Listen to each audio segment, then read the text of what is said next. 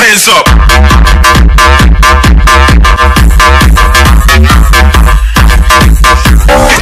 Get your hands up. Sziasztok, én Magic Gamer vagyok, és ebben a videóban, mint már mondtam, ugye pályákat fogok felvenni gameplayre, meg mindenféle, meg bemutatóra, és hát az első, amit gameplaynek vennék fel, amit ez még nem a Szóval, ez még nem a gameplay, hanem csak megmutatom, hogy hogyan, meg minden. Szóval ez a Chunk Survivor.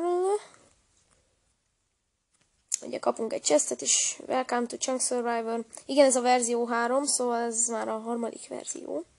És hát ugye itt biomok vannak, chunkok vannak, és ott van a havas, ott a city, ott a homoksziget, ott a homoksziget, ott a láva, és ott egy nagy vízsziget, ami ott van.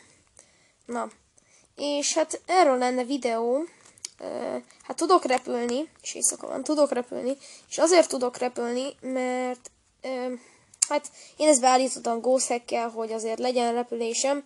Ki tudja, szerintem szóval nincs nagyon sok esély rá, hogy fogom használni, de nem tudom.